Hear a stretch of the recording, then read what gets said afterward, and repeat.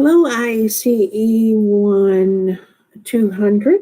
This is guidance class with Dr. Maria. I'm going to be doing chapter 3, and I'm going to be looking at the learning outcomes that we are working on this for module 2. And the first one is to explain the concept of developmentally appropriate expectations. We Hopefully you know what developmentally appropriate practice is, has developed. Actually, Dr. Brendan Camp is one of the authors. She was the executive officer for NAEYC several years ago, developmentally appropriate practice. And so we know that NACE is the mother of early childhood education, and so therefore anything that's coming out is really guiding the principal parts of what we believe. So in thinking about that, we are going to be learning a little bit more about the developmentally appropriate expectation. So in chapter 1, as everything adults directly, and that is a big word, indirectly, to influence children, the children become well-adjusted, self-directed, productive adults. And notice it says productive of the United States of America. So what does that mean? That means we are in the process of helping children live up to society's expectations as members when they are in public or in private. Translating those expectations into terms that are real children really requires, especially whatever you're doing indirectly, also influences that foundation that guides young children. The word discipline, actually think about guiding children. I want you to think about, how am I going to disciple this child to become well-adjusted, self-directed, productive citizens and adults of the United States of America? That's our goal for you, and it gives you the typical of development. And so we're going to do the same thing. I love the first paragraph when opening up your book and you're looking at the first paragraph under understanding typical patterns of development, knowing about children. I'm just going to read it to you. Quote, "If you are going to guide young children as they journey through infancy toward adulthood, you need a map that gives you some ideas of where you are, what your destination is, what signpost you will pass along the way, and fortunately has been culminated by researchers, by parents, by teachers. It's not a perfect map, and it changes over time as we gain new knowledge and insight about development, but it is helpful if you use it thoughtfully." Okay, so the first thing that we need to do is think about this as a map.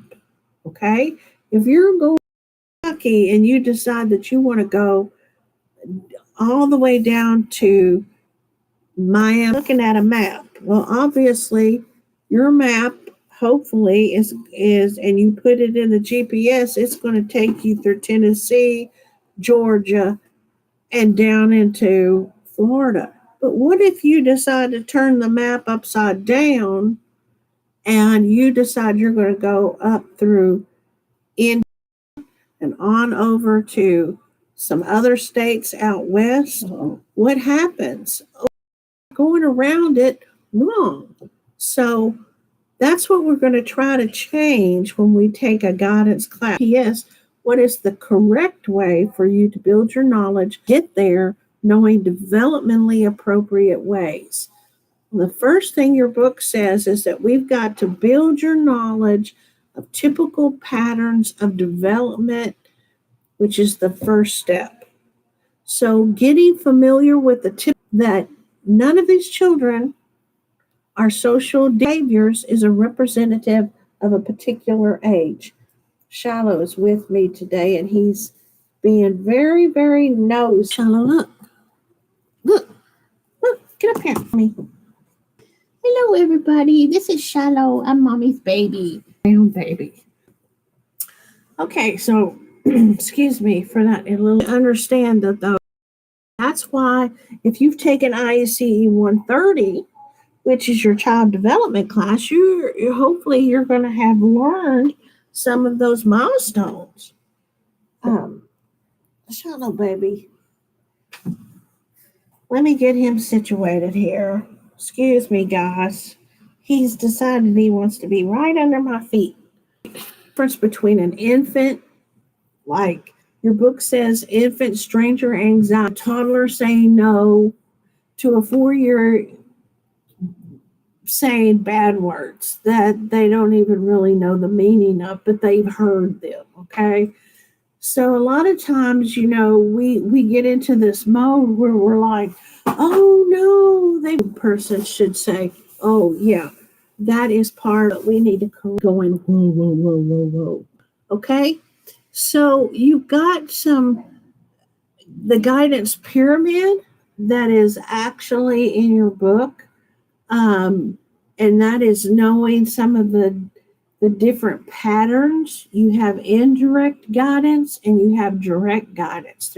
We are looking at appropriate expectations, looking at the indoor and the outdoor environments that support positive behavior, because we know that time, space, and energy, meaning that what time of the day it is, how our spaces are arranged, and the energy of the children.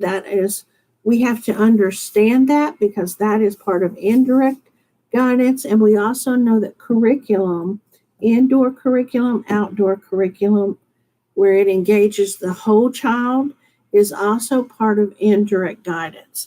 But what is direct guidance? Direct guidance is how you're going to facilitate the behaviors in your challenges from certain types of children that have behaviors that you're going to have to look at. And then also, how are you going to respond to those challenges? Those are direct guidance techniques that you're going to have to learn.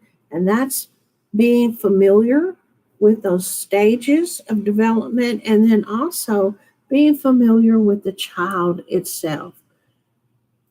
So knowing typical patterns of development will help you have those reasonable expectations for children's behaviors, learn and decide how to interact with that child at discipleship journey. And that's exactly what guidance is. It is a discipleship journey. So knowing individual children, and I'm on that section right now in your book, there is a difference between knowing about children kind of in an abstract way. And that's where I say, sometimes when we are learning about children, we're learning in a book from a book knowledge. But then there's that other part where we are actually knowing real life children, and we are taking the knowledge that children. Both kinds of knowledge are important, but it's important for us to understand that some children just don't fit the book. You know what I mean?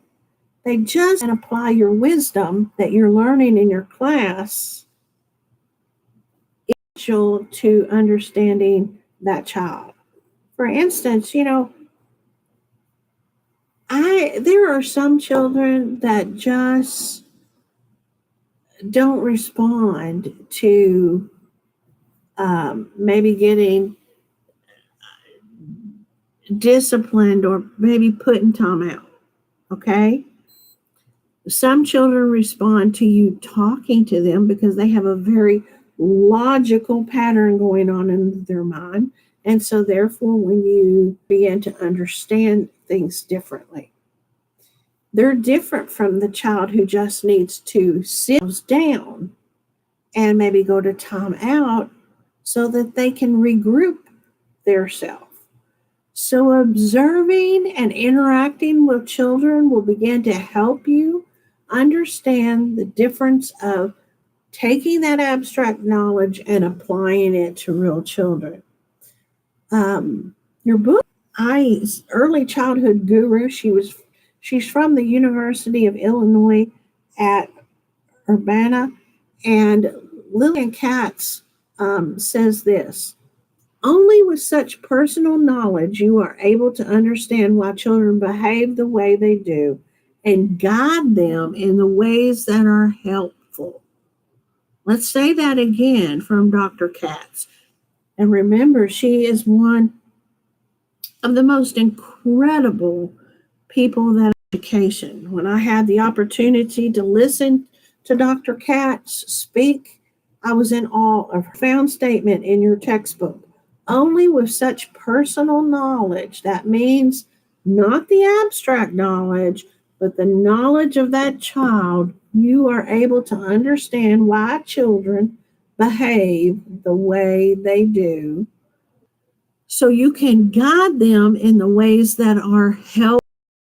All right, so then that's the number 2 thing is knowing individual children. So the third element is families and their cultures. Your teachers, they get in this mode, and I'm going to use this for for instance, they get in this mode and they'll say, "You need to look me right in the eye." Well, in certain culture, into the eye is not culturally appropriate. What do the families value as expectations in their family culture? Another thing is that a lot of American families have adopted that they are not going to use corporal punishment at all in their homes. And we don't use it in early childhood in our classes, in our classrooms. So, parents have adopted that as well. Some parents do use corporal punishment. That's their parental prerogative. To can't, say to a child, and I've heard this said, so that's why I'm saying it. When I tell your mommy you're going to get a spanking, is that culturally responsive to a family that says we do not have corporal punishment in our home? Effective? Teaching children how to be disciples as you disciple them. We do it in early childhood all the time.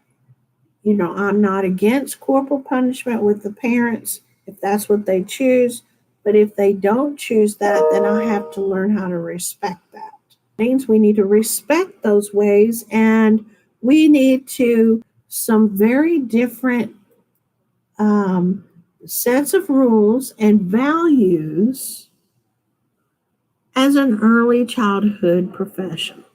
We have got to realize that is going to happen, and that guidance is there, and it stays with the parents. Okay, so this is the end of part 1, and I will be moving, and I will see you in part 2.